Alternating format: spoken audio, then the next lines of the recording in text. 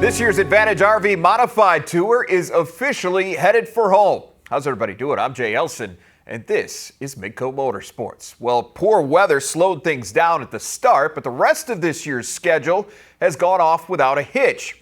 So too has defending champion Johnny Broking. The driver out of Grand Rapids, Minnesota, had kept command of the series, winning 3 times and finishing no lower than 8th over the first 7 races. Broking looked to keep that run going Thursday at Norman County Raceway. Bit of a breezy night in Ada, but that didn't seem to bother Matt Scow one bit. The McIntosh, Minnesota native sprinted to the front at the start of the Midwest Modifieds feature, and he stayed locked in throughout. A minor challenge from Aaron Blacklance was all Scow would face as he goes wire to wire for his first win of the year at Norman County. Things were much more competitive in the Legends event, and this one was personal. With 10 to go, Alex Bressa surges past Ryan Lewis for the lead, with Ashton Speaker moving into second. A couple of trips later, Alex's brother Ryan enters the fray as he replaces Speaker in the runner-up spot. Sibling rivalry takes over from there. With 3 to go, a little contact between the brothers in turn 1 sends Alex rolling off the track.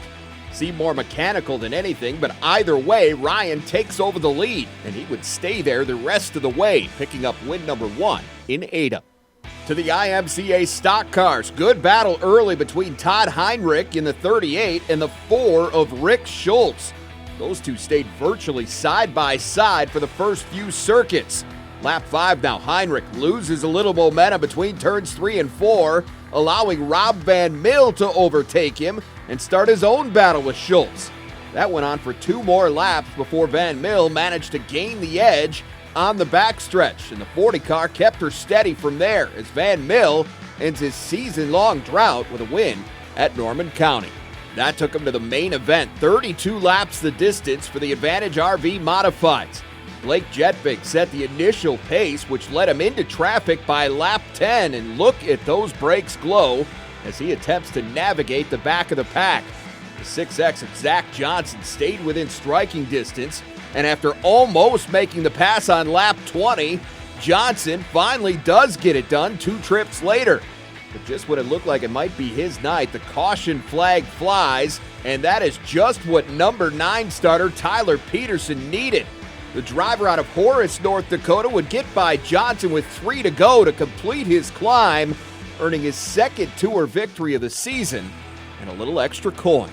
We were the last person to draw a number, and 2 is left outside pole.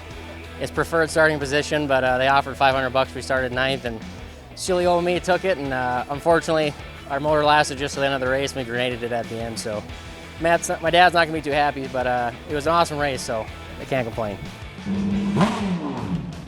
Peterson hoped to have that figured out by the following night for Big Motor Mania at River City Speedway. But it was the Wissota late models that started things off, and Lance Schill looking just as strong as he had all season. Schill dominated the first 22 laps, but a 4th victory was going to require 25 trips around, and fellow veteran Brad Sang was there to spoil the party.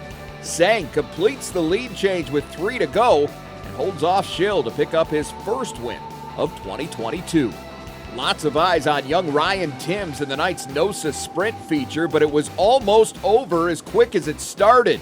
Timms would continue after that spin, but he'd have to restart at the back of the 17-car field.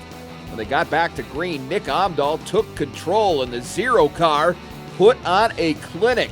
Just a dominating run for the 2019 NOSA champ, who goes wire to wire for his first win of the year at River Cities.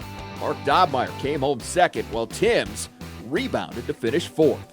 Rick Delane led the Advantage RV Modifieds to green, but trouble struck just a couple of laps in when Aaron Blacklance goes flipping off the track to bring out a red flag. Scary stuff there for the 5BA, but the driver was okay. Let's check in on Peterson now. After starting 16th, he had the 1 TPO all the way up to 3rd by lap 16. Shortly thereafter, Peterson takes advantage of a restart, overtaking Rob Broking for the lead. And Peterson would put her on cruise control from there. He leads the final 20 laps for the Big Motor Mania win at River City Speedway. This place has been special to me for my whole career, and if there's any place I could do it from 16th, I was pretty confident it was this place. I didn't expect the track to be as grippy as it was, so that was a surprise when we got out there. But just hats off to my dad. He took off work today to get our motor fixed from last night, and this is a really special night for me. This is definitely one of the coolest things that we've ever done. Peterson would go on to complete the weekend sweep with wins in Greenbush and Bemidji, Minnesota, but he isn't the only North Dakota native that's enjoyed an impressive run of success here lately. We'll fill you in on the latest triumph for young 305 driver Amelia Eisenschenk after this. You're watching Midco Motorsports, presented by My Place Hotels.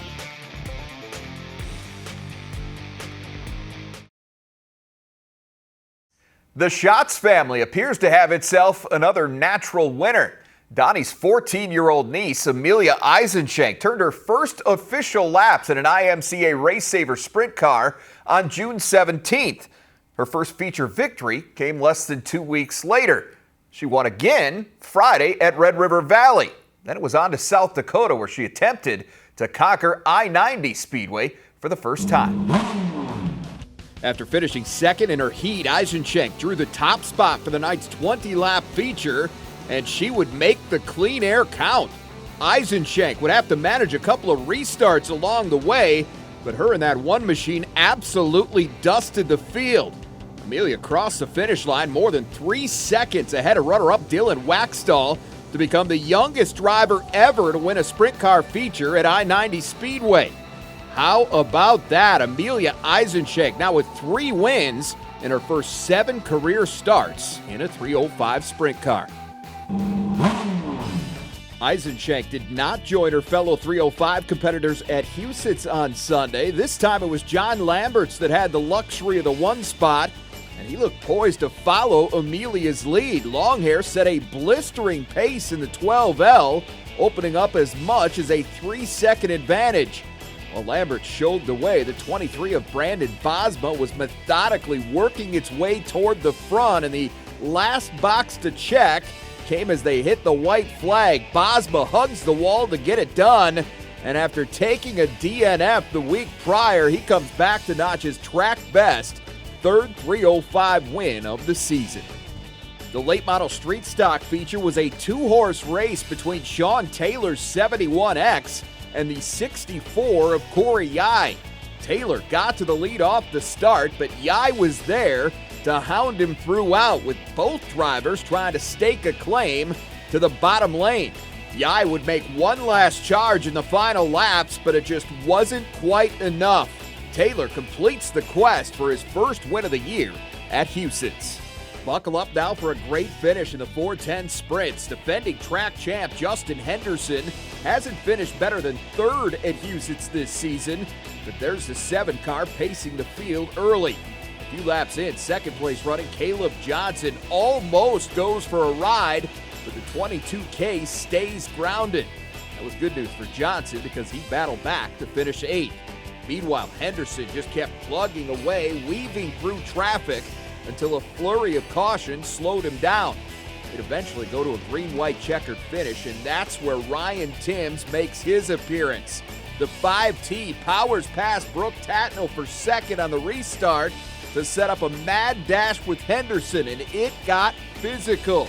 The two make contact on the backstretch here, and that opens the door for Tatnell.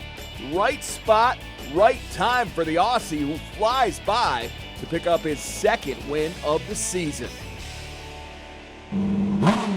Nobody parked it in victory lane more than Austin McCarl at Huset's in 2021, but that road has been closed to the big units so far this season. Find out what he had to say about that when Midco Motorsports rolls on. You're watching Midco Motorsports, presented by Huset's.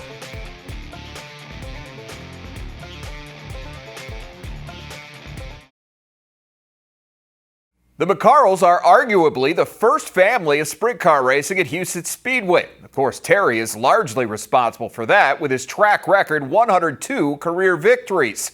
But his sons, Austin and Carson, have certainly done their part to further the family's legacy. We're focused on the former in this week's Driver Spotlight. For Austin McCarl, Huset Speedway has always been a home away from home. I remember being up in the old old suites up there, and my dad would win, and we'd jog down the sketchy concrete steps down there, and you know, I that's stuff I'll never forget. And being the fans climbing the fences, wanting to kill my dad, and standing over here, and he'd stand at the gate and have a line in the old pit area. It's kind of hard to imagine now the way it is now, but just a line from, you know, a mile long behind the trailer. Those recollections helped lay the foundation for Austin's own driving career, which officially got underway in 2008. Since then, he's been determined to do exactly what his father taught him. Winning is our game. Winning is our, how do I say this, our business. I mean, we have to win to keep sponsorship. We have to win to make money. We have to win to keep crew guys happy. I mean, you got to win. McCarl did a lot of that in 2021, matching track champion Justin Henderson with 5 victories in just 13 starts. But replicating that success has been a challenge, with McCarl going 0 for his first 12 this season. I wish I knew. I'd go back and do it, but I don't know. Things just happen like that. I feel like we've had speed, though. I mean, I don't feel like we're any necessarily slower come feature time than we were. I mean, we've ran second a few times, ran third. We've been pretty competitive, just stuff hasn't gone our way. I mean, starting a little deeper than we were last year. We started on the front row a few times, and we haven't done that yet. I feel like we have speed. We haven't qualified as well. When the air's gotten bad here in the middle of the summer, I've kind of had a difficult time getting our motors to run, and been playing around with some stuff, and hopefully we figured that out and can go from there. Either way, you can expect to see the big unit back in victory lane sooner than later, because that's the McCarl way. We just love coming here. This is our passion, this is our sport, this is what we do to make a living. You know, and it can be tough at times, but it's just, you know, I love it. Well, after a Tuesday stop at Huset's, the Tri-State Late Models wrapped up their week in Northwest Iowa. We'll recap their run at Rapid Speedway next. You're watching Midco Motorsports, presented by Huset's.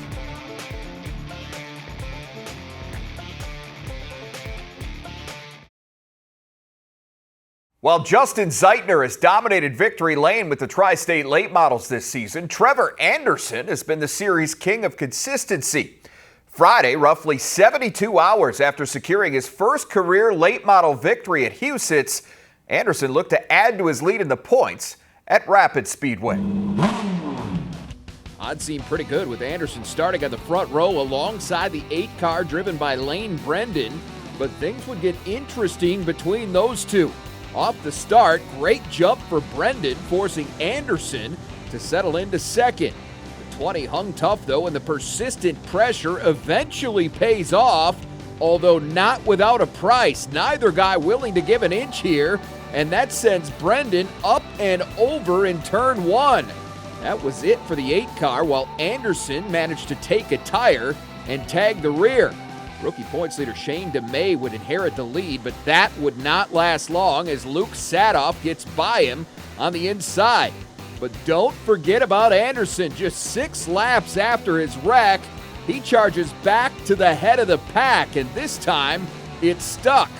Incredible run for Anderson, who talked afterward about just how wild it was. It's crazy how fast stuff can happen on the racetrack, because it was like you're thinking you're in the lead, you're all excited, to next thing you know you're getting drove over. I think my thumb got stuck in the steering wheel, and you're kind of, I thought I was gonna flip, and and then I'm over on the, you know, very edge over there, and I'm really mad. You know, obviously I said some choice words. I'm kind of mad. You know, next thing you know, I'm changing my tire. I mean, it's a whirlwind of emotions, but it's you really don't want to win a race like that, but I guess it makes it exciting for the fans. The USRA stock car feature was next, and a couple of well-known Rocky regulars, Darren Cordles and Colton Ahrens, sparring at the front early on.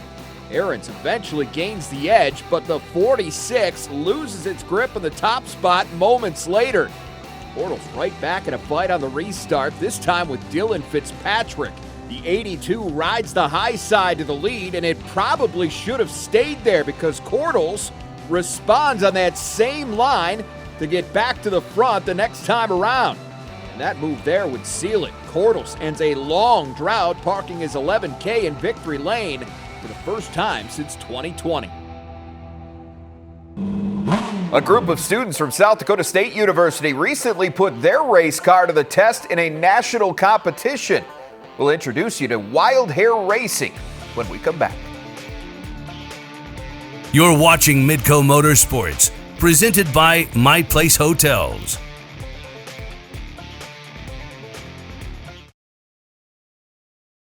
South Dakota State University has always been known for engineering, and there's a club right now at SDSU that's letting students combine their sports and their smarts, all while allowing them to put the engine in engineering. That story, which originally aired during an episode of Midco Sports magazine this past spring, is this week's Inside Track, presented by My Place Hotels. Every year at this time of year, toward the end of the school year, the Wild Hair Racing Club is racing against the clock. The group of South Dakota State students is turning the final wrenches on a Formula One style car that they have designed and built basically from the ground up. This year we're trying to do something new, like we're going to a completely different engine, going from a Yamaha to a Honda engine. That's a big change. It affects a lot of parts of the car. It definitely is very powerful, which I wasn't expecting when I first saw them at competition, but they can go. They're definitely not a golf cart. Ben Brainerd has always liked cars and engines and learned from his grandfather, who was a diesel mechanic. He likes the hands-on experience that this project provides, and that this is just a lot more fun than a classroom class. I've done a lot of things, especially at school, where your payoff isn't that interesting. At best, you get a letter grade on your report card, which is not that interesting. But seeing a race car go, that's like, hey, I did that. I had a part in that, so lots of fun that way. The Wild Hair Club has about 20 members, and as a group, they only meet for 4 hours a week, so much of the work gets done by the individuals on their own time. I squeeze it in where I can just because I'm passionate about this. I wish I could put in more time than I can, but yeah. Cyan Downs is a sophomore from South Africa. She is one of 3 Wild Hair members who are also on the school swim team, and this club was one of the attractions that brought her to SDSU. It was one of my considerations at a university. It wasn't a make or break, but I did like that they had a formula club. Yeah, I reached out to them because I arrived late my first year and I was like, can I still join? And they were like, yep, options always available. So that was a nice thing to become like part of the team immediately. The team is broken down into smaller squads to handle different aspects of the build. Cyan and her group work on aerodynamics, which kind of flows with her swimming background. I don't think about it as much in swimming, obviously. It's not something that goes in your head when you're like, we're more focusing on technique, but the whole drag, that has always been an interest. So maybe that is what led me to aerodynamics. Ben and his group work on the chassis and the suspension. He has been studying torsional stiffness. You twist the frame, and then you see how much force it takes to basically twist your frame 1 degree, or per se, and the stiffer the better. So we want to keep that while also making our car overall smaller and lighter, and then more maneuverable too. Brandon oversees everything. He leads the business team that reaches out to sponsors and heads up the club's public relations, which is a big part of what the group does as well. We help out the school with school recruitment. Like there's junior days and senior days at SDSU where high school students come and visit on campus to see what SDSU offers, and we bring our car out and we talk to the students and let them know that there's fun stuff like this for them to do if they come to SDSU. And one of the funnest things for the club is the National Formula SAE competition in Michigan, where the relatively tiny SDSU club will compete against hundreds of other schools in the United States and from around the world. Reps from car companies like Tesla and Ford will judge their design and put the car through acceleration tests and brake tests, and an endurance event that the SDSU team has not even completed in recent years. And finishing that event is one of the big goals for this year. Going through a long distance race is a challenge to overcome. So that's definitely it's the last event at the competition. It's the one that everyone looks forward to. If you make it through endurance without your car braking, that's an accomplishment of itself. Everybody on the Wild Hair team says that they have learned time management and organization from being part of the process. They have learned how to make mistakes, but adapt and reevaluate and keep moving in the right direction. They would all rather talk about the team instead of themselves. The team atmosphere, what we do is insane still to me. I've never done something like this. I've never been part of the practical side of engineering, so it's a big change, but really enjoying it, learning a lot too. I had a lot of joy from being able to work on the car and then also spend time with our teammates. It's a really good team. I'm excited to go to competition with them. Really good people too. And for most, it might be the last time they get their hands on a race car. Brandon will use his degree in operations management to get into the supply chain and logistics business. Ben has given a 5-year commitment to the Navy after graduation. But Cyan, she actually has plans to stay on the racing track. So my overall goal is actually to join a Formula One team, possibly in the UK. That would be the absolute big goal, which would be really interesting to join. Now, the trip to Michigan ended in success for SDSU, with the group accomplishing its goal of completing the endurance race for the first time since 2018. All right, that is going to do it for us for this week. For our producer, Levi Vanderwhiding, I'm Jay Elson. Enjoy the races, everybody. We'll see you back here next week with another episode of Midco Motorsports.